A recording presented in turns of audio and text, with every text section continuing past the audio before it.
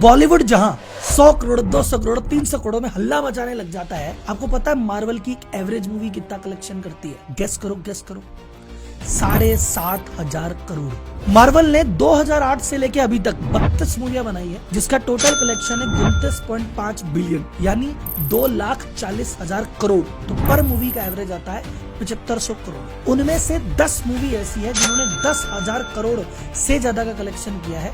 इनकी Avenger end game की cell थी 22,000 करोड़।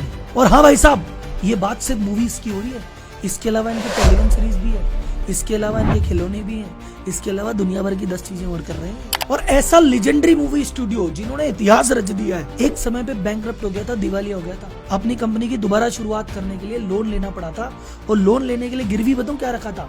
कैप्टन अमेरिका और थोर को, तब जाके लोन मिला था। और जैसे आयरन मैन ने थैनोस को मार के दुनिया को बचाया ना, इस मार्वल स्टूडियो को बचाने वाला और दोबारा जीवन दान देने वाला भी आयरन मैन ही है। तो मार्वल आपको iron man, Thor, captain America की कहानी सुनाता है, आज मैं आपको मार्वल की कहानी सुना डालता हूँ। और बिजनेस लेसन तो आपको फ्री में ही मिलेंगे यार, ये तो इस चैनल में आ गए हो तो इतना तो पता ही है आपको। जनता जनार्दन की जय बोल के करते हैं वीडियो की शुरुआत।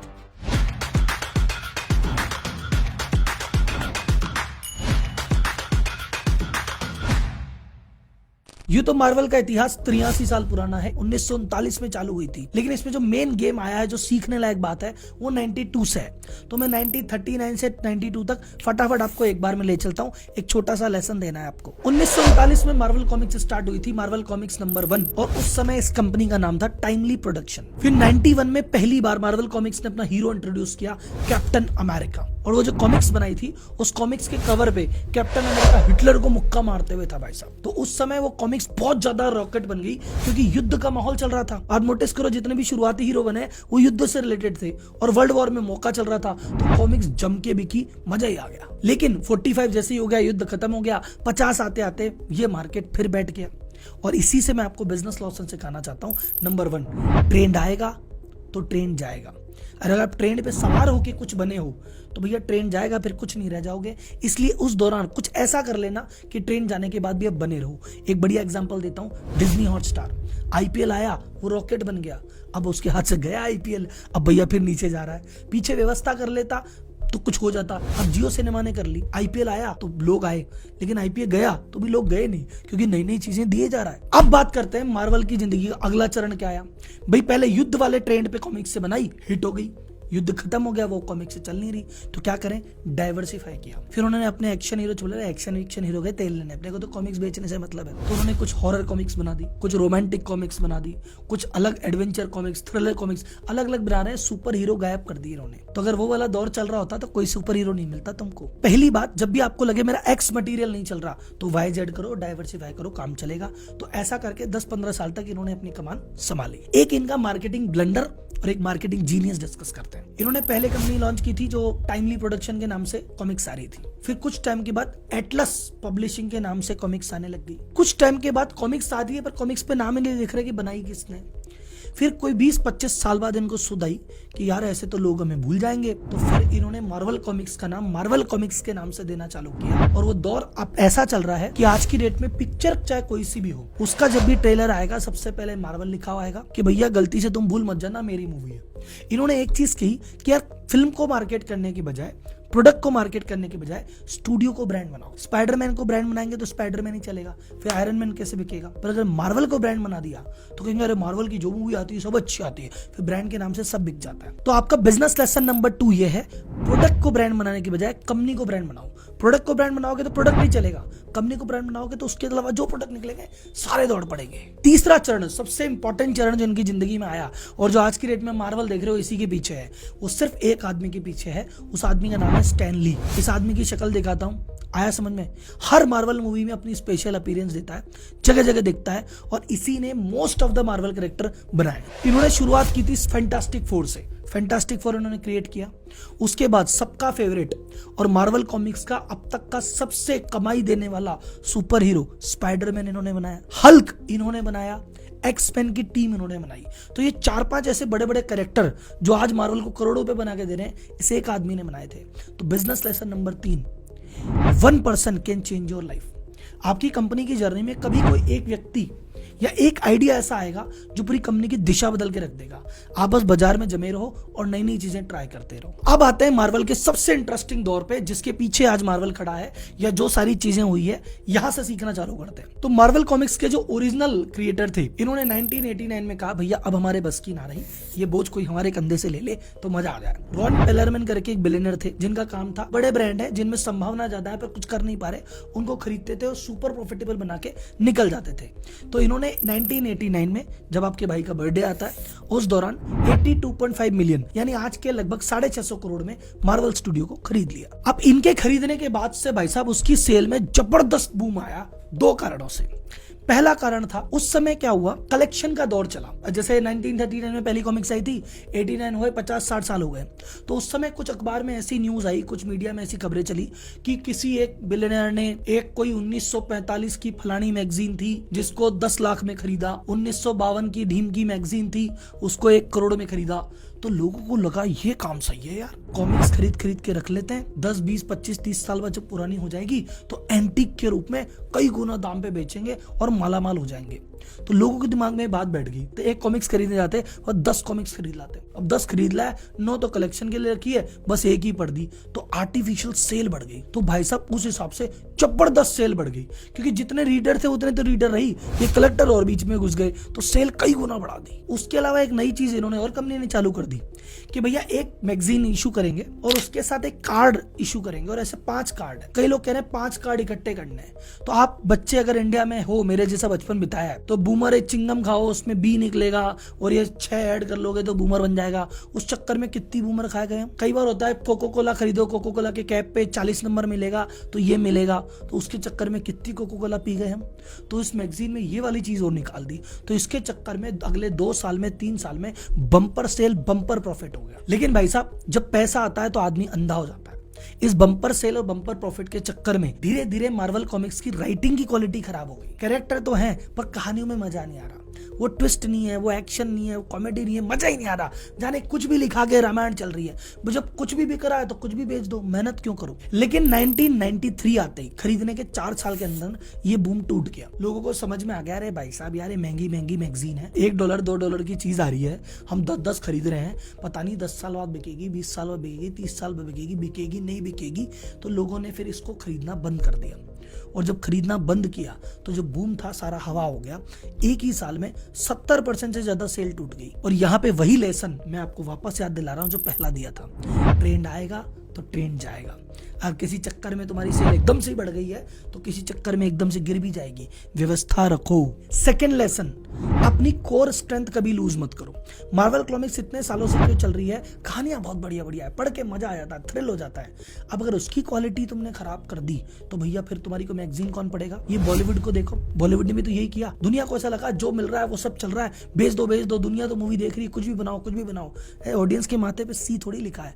आ गया बॉलीवुड का हशर भी, एक समय पे तेजी देख ली, आ गया ना डम पे। जब 2-3 सालों में इतनी बुरी हालत हो गई कि भाई साहब सेल भी नहीं हो रही और दुनिया भर के कर्जे पाल लिए, तो उन्होंने कहा भैया अब क्या करें। इस कंपनी को एक दूसरी कंपनी थी टॉय बिज, जो अभी मार्वल के खिलौने बनाती है, उनका इसके साथ इसको मर्ज कर देते हैं। तो उन्होंने कहा इसको मर्ज कर देंगे, तो शेयर होल्डर बोले नहीं यार, कॉमिक्स वाली कंपनी को खिलौने वाली कंपनी से क्यों मर्ज कर रहे हो। तो पेरलमैन ने कहा यार भाई साहब शेयर होल्डर बड़े चिक कर रहे हैं। इन्होंने मार्वल कॉमिक्स की बैंकरप्सी फाइल कर दी। जब दिवाली हो जाती कंपनी तो शेयर होल्डर का हक खत्म हो जाता है और फिर ये अपने हिसाब से डिसीजन ले सकता है। तो 2 साल तक बहुत दुनिया भर की माथाफोड़ी हुई, कानूनी लड़ाई हुई, उस चक्कर में अपन पढ़ते ही नहीं है। अपन आते हैं 1998 पे, 2 साल लड़ाई झगड़े चले, पेरलमैन साहब भी कंपनी से बाहर, दूसरे भी कंपनी से बाहर। टॉय बिज कंपनी का और इसका फाइनली मर्जर हो गया और टॉय बिज के ही 2 एग्जीक्यूटिव थे, इजाक पेरीमीटर और एवी अराड। इन दोनों के हाथ में कंपनी आ गई और उन्होंने कहा भैया अब कंपनी हम चलाएंगे। और यहां से चालू हुई है मार्वल की कहानी। अब मार्वल बैंकरप्सी से बाहर आया, जेब का पैसा सारा खत्म हो चुका है, बस उसके पास ले दे के अपनी मैगजीन है, कुछ लोग हैं और छोटी मोटी कहानी छाप रहे हैं। तो इन्होंने कहा अब क्या करें, अब कंपनी को भैया पुनर्जीवित करने का प्रयास चालू किया। अब इन्होंने कहा मैगजीन में तो फ्यूचर नहीं है, फ्यूचर तो है मूवी में। मूवी बनाने के जेब में पैसा ही नहीं, ठन गोपाल। मूवी बनाने वालों को कहा एक काम करो, हमारे कैरेक्टर किराए पे ले लो, हमारे कैरेक्टर का लाइसेंस तुम ले लो, हमारे कैरेक्टर पे तुम मूवी बना लो, हमें तो लाइसेंस की फीस दे देना। तो इनका कैरेक्टर था ब्लेड करके, इन्होंने वो लाइसेंस कर दिया, उस पर मूवी बनी। मूवी ने कलेक्शन किया 70 मिलियन, आज की भाषा में कहें तो 550 करोड़। इसको क्या मिले पता है, $25,000। इन्होंने कमाए 7 करोड़ रुपए। तुम्हें दिए 25,000 रुपए, कोई वैल्यू ही नहीं हो। फिर स्पाइडरमैन सोनी को दिया, स्पाइडरमैन ने कमाया 3 बिलियन, यानी आज के भाव के हिसाब से 24,000 करोड़ रुपए। इस भाई को क्या दिए? 62 मिलियन, यानी 3,000 रुपए कमाए, इसको 62 रुपए की चिल्लर देके भेज दिया।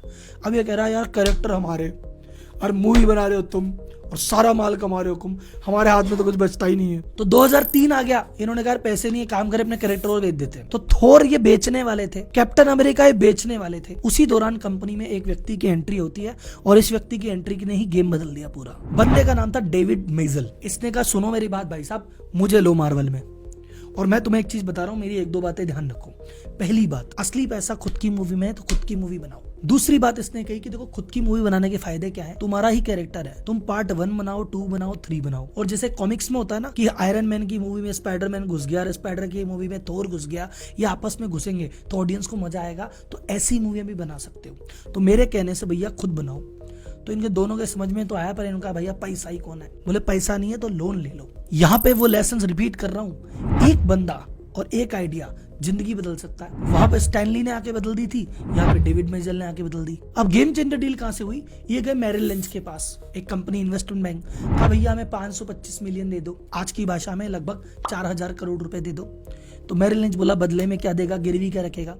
इसने कहा हमारे पास ले दे के 10 कैरेक्टर ही तो हैं, गिरवी रख देते हैं। तो इन्होंने क्या गिरवी रखा? कैप्टन अमेरिका, थॉर, ऐसे करके 10 कैरेक्टर गिरवी रख दिए। और उन्होंने कहा लो 525 मिलियन ले लो, 8 साल के अंदर इसका लोन चुका दो तो ठीक, नहीं तो ये कैरेक्टर हमारे। और मेरिल लिंच को पता था इन कैरेक्टर पे मूवी बना के हम तो इसका कई गुना धर लेंगे, तो इस बेसिस पे उसको लोन दे दिया। अब इनका प्लान था इस 525 मिलियन से कम 8-10 मूवी बनाएंगे, पर पहली मूवी कौन सी बनाए समझ नहीं आ रही थी। तो इनका सबसे पहले पैसे आए, काम करो, कुछ कैरेक्टर ने बहुत सस्ते मध्य इधर बेच दिए, उनको वापस खरीदते हैं। तो भाई साहब आपको बताऊं, इन्होंने आयरन मैन किसी और को बेच दिया था, वापस लिया। हल्क किसी और को दे दिया था, वापस लिया। ब्लैक विडो किसी और को दी थी, वापस ली। और फिर इन्होंने कहा अपने पास कैरेक्टर इतने हैं, अब जो गिरवी पड़े उन पे तो मूवी बना नहीं सकते। स्पाइडरमैन तो बिक गया, अब क्या करें? बोले अरे आयरन मैन पे बना देते हैं मूवी। 2008 में पहली मूवी आयरन मैन बनाई और इन्होंने 525 मिलियन का लोन लिया था। उस पहली मूवी ने 585 मिलियन कमा दिए। इसको कहा जा कर्जे से बाहर। और इसीलिए मैंने कहता हूं आयरन मैन ने मार्वल स्टूडियो को जिंदा किया है। अब मार्वल की मूवी की कुछ खूबियां आपको बताता हूं जो इन्होंने स्टार्टिंग में सोची थी और उसकी वजह से मार्वल एक सक्सेसफुल फ्रेंचाइजी है। पहला चेंज इन्होंने मार्वल में क्या किया, जब भी सुपर हीरो मूवी बनती है स्टार्टिंग से लेकर लास्ट तक सिर्फ हीरो को स्क्रीन पे रखो और उसको एक्शन करते दिखाओ, बस ये स्टोरी गई तेल लेने। स्टोरी पे ज्यादा ध्यान नहीं देते थे, एक्शन ही एक्शन होता था, कोई कॉमेडी नहीं, कोई इमोशन नहीं, सिर्फ हीरो ही हीरो होता था। मार्वल ने कहा ऐसे नहीं चलेगा, एक मूवी बनाएंगे जिसमें कॉमेडी भी होगी, जिसमें इमोशन भी होगा, जिसमें कहानी भी होगी, उस कहानी के बीच में हीरो एडजस्ट होगा, तब जाके मार्वल की मूवी हिट हुई। दूसरी चीज इन्होंने सीखी कि भैया एक काम करते हैं, एक मूवी एक ही बंदे के कई पार्ट बनाएंगे और एक पार्ट में दूसरे को और दूसरे पार्ट में तीसरे को घुसेड़ेंगे, जिससे हर आदमी का कनेक्शन बना रहेगा। तो आप देखो मार्वल का जो फैन है, जो 1-2 मूवी देख लेता है, फिर उसकी मजबूरी हो जाती है सारी मूवी देखने की, और अब मार्वल यूनिवर्स में 32 मूवी है। तो आयरन मैन ने इनको पुनर्जीवन दान दे दिया, दोबारा वापस खड़ा कर दिया। उसके अलावा भी इन्होंने बहुत सारी चीजें उस दौरान की। पहला, इन्होंने अपनी स्टोरी लाइन पे अच्छे राइटर हायर किए। कहा भैया जब स्टोरी बिकेगी ना तभी तो पिक्चर बिकेगी और तभी जाके प्रोडक्ट बिकेंगे, तो स्टोरी अच्छी होनी चाहिए। दूसरा काम इन्होंने किया, पहले ये ना यूएस मार्केट में थे, इन्होंने कहा यूएस से बाहर चलेंगे तब जाके पार पड़ेगी, तो पूरे वर्ल्ड में इंटरनेशनल एक्सपेंशन भी किया। तीसरा, इन्होंने मूवी के अलावा एनिमेटेड शो भी किए। पहले कॉमिक्स थी, फिर टीवी आया, फिर उनका एनिमेटेड शो भी बनाओ। फिर एक चेंज और इन्होंने किया कि इन्होंने जो लेंथ थी ना वो कम रखी। जैसे फॉर एग्जाम्पल एक कॉमिक्स है, कॉमिक्स का पार्ट 1 पार्ट 2 ऐसे करते करते 20 पार्ट आएंगे। अब अगर मान लो कॉमिक्स का तुमने 13वां पार्ट पढ़ा, तुम्हें अच्छा लगा, पर इसके लिए भैया पहले पुराने 12 पढ़ो और फिर आगे के 7 का वेट करो। इतना किसी से वेट नहीं हो रहा, पहले के जमाने में होता था जब ये थी। तो इन्होंने अब साइज छोटा किया, 4 पार्ट 5 पार्ट में भाई साहब एक कॉमिक्स खत्म होने लगी। तो कॉमिक्स भी इनकी चली, सीरीज भी इन्होंने छोटी की, और मूवीज में तो सब कुछ एक ही बार में मिलने लग गया, तो सारा काम हो गया। तो जब इतनी चीजें आई तो देखना जमाना दुनियादारी कैसी होती है, कितनी जालिम निर्दयी क्रूर है। देखो भाई लोग, जहां 2003 में इसको कोई सूंघ नहीं रहा था, बैंक लोन देने के लिए करेक्टर गिरवी मांग रहा था, 2008 में एक हिट मूवी क्या बनी, 2009 में डिज्नी ने इसको खरीद लिया $4.3 बिलियन। जहां कोई इसको 4,000 करोड़ का लोन नहीं दे रहा, वहां 35,000 करोड़ में कंपनी ही खरीद ली गई।